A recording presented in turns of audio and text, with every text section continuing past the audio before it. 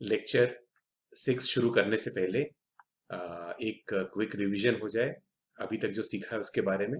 हमने जो लेटर सीखे हैं, अलिफ, बे, पे, ते, टे, से, और उसके बाद हमने नून सीखा था, और उसके बाद हमने सीखा था जीम, चे, हे, खे। सिर्फ अल्फाबेट सीखा है, उनको इस्तेमाल करने का तरीका अभी हम सीखेंगे। और उसके बाद हमने सीखा था जबर, जेर, पेश और मद।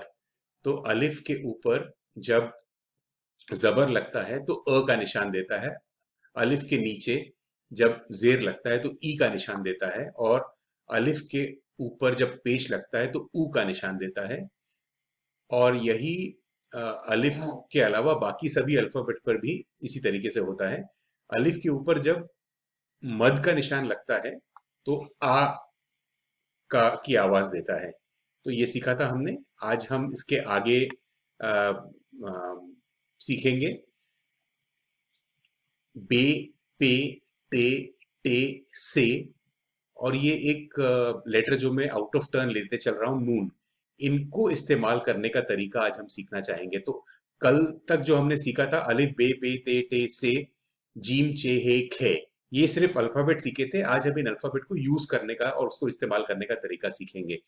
उर्दू में कुछ अल्फाबेट दूसरे अल्फाबेट के साथ जुड़ जाते हैं, कुछ लेटर्स दूसरे लेटर्स के साथ नहीं जुड़ते।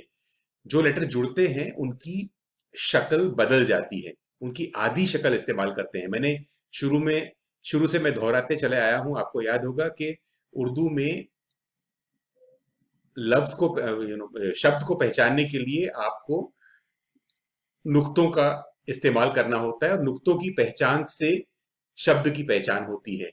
तो यहां पर मैंने लिखा है समझाने के लिए कि क्या होगा। बे का उदाहरण मैं सबसे सामने ले रहा हूं। सबसे पहले, जब बे किसी दूसरे लफ्ज के साथ जुड़ता है और बीच में आता है तो उसकी आधी शक्ल ऐसी या ऐसी या ऐसी, ये तीन शक्लें जो आपको दिखाई दे रही हैं, ये तीनों में से एक शक्ल बन सकती है। किस समय क्या बनेगी मैं आपको बाद में समझाऊंगा। आप देखेंगे कि ये एक छोटी सी डिश बन गई, उसके नीचे में नुक्ता लग गया, या ये एक टेढ़ी किस्म की लाइन बनी, उसके नीचे नुक्ता लगा, या एक सीधी लाइन इसे तिरछी से खींची गई, उसके नीचे नुक्ता लगा। किसी भी तरीके से आप आप इसे बिगाड़ भी देंगे इस शक्ल को तो उतना फर्क नहीं पड़ता, जब तक आप नुक्ता सही जगह पर लगा रहे हैं। आप नुक्ता नीचे लगा रहे हैं तो ये बे ही पहचाना जाएगा। पे में तीन नुक्ते होते हैं नीचे, तो पे के लिए आप जब ये इस किस्म की तीनों छोटी शक्ल का इस्तेमाल हो सकता है जब यह शब्द, यह लफ्ज, जब सॉरी माफ कीजिएगा, यह अक्षर जब शब्द के बीच में आएगा तो आप इन तीनों में से किसी अलग तीनों शक्ल का इस्तेमाल कर सकते हैं। किस शक्ल का इस्तेमाल कब करना होगा उसके बारे में हम थोड़ी देर के बाद बात करेंगे। तो ते भी वही है। तो अलिफ जैसा बे में किया वैसा ही पे है, वैसा ही ते है, वैसा ही टे है, वैसा ही से है। और नून, आपको ध्यान होगा मैंने कहा कि मैंने आउट ऑफ टर्न लिया है, तो नून में भी सेम उसी तरीके से होगा जिस तरीके से बे, पे, ते, टे, से के साथ किया जा रहा था। इस समय आपको समझ में नहीं आ रहा होगा, जब मैं बोर्ड के ऊपर में लिख कर दिखाऊंगा तो शायद आपको आसानी से समझ जाएगा। इसके बाद हम बात करते हैं अलिफ की। अलिफ जो सीधी लाइन होती है, सीधी लाइन खींची जाती है, तो अलिफ जब हम बनाते हैं,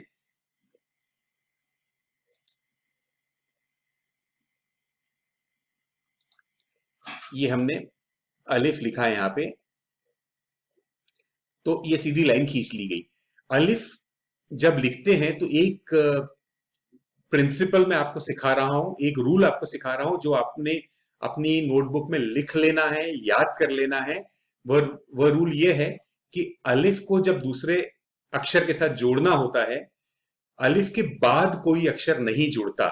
आपने अलिफ लिखा यानी कि सीधी लाइन डली, उसके तुरंत बाद आपको अपना पेन उठा लेना है, या पेंसिल उठा लेनी है, या कलम उठा लेनी है।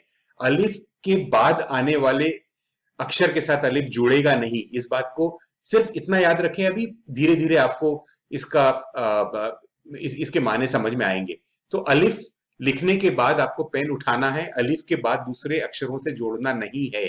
लेकिन पहले वाले जो अक्षर आते हैं उनमें से कुछ अक्षरों के साथ अलिफ जुड़ सकता है।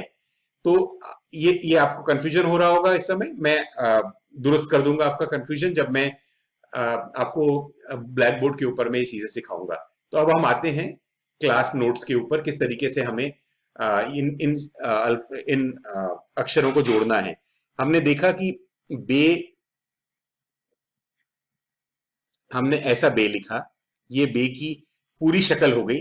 बे की आधी शक्ल हमने देखी, ऐसे भी हो सकती है, बे की आधी शक्ल ऐसे भी हो सकती है, बे की आधी शक्ल ऐसे भी हो सकती है। तीनों तरीके से हमने चार्ट में लिखकर देखा था।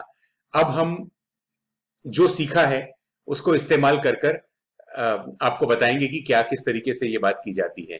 तो मैं इसको रब कर देता हूं। पहले तो मुझे बा लिखना है, बा, बे और अलिफ। तो मैंने, आपको ध्यान होगा कि अलिफ बे की छोटी शक्ल ऐसी हो सकती है। ये हमने बे लिखा। आपको ध्यान होगा कि अलिफ लिखने के बाद हमको पेन उठा लेना पड़ता है, लेकिन दूसरे अक्षर के साथ अलिफ जुड़ सकता है, कुछ अक्षरों के साथ, जिनका मैं रूल आपको बाद में बताऊंगा। तो बे है, बे के साथ अलिफ जुड़ सकता है, तो बे के साथ अलिफ ऐसा जुड़ेगा। तो ये हो गया बा। बे और अलिफ हमने जोड़ दिया एक साथ। देखिए कितनी आसानी से आप एक एक स्टेप आगे बढ़ रहे हैं। तो आपने बे और अलिफ जोड़ा, ये बन गया बा। अलिफ लिखने के बाद आपको पेन उठा लेना है, अगले अक्षर के साथ जोड़ना नहीं है। ये अलिफ लिखा, इसके बाद मैंने हाथ उठा लिया। अब मैं इसके आगे और कुछ लिखना चाहता हूं, तो मैंने ये, अब आप बताएंगे क्या लिखा है। ये भी बा लिखा है, तो ये हो गया बाबा।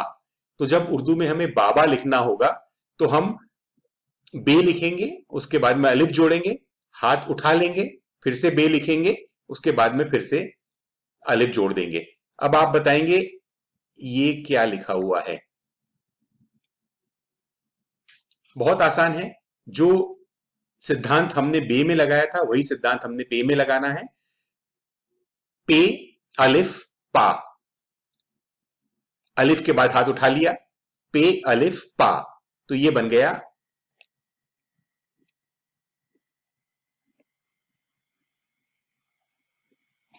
आसान है ना। अब आप बताएं ये क्या लिखा है मैंने।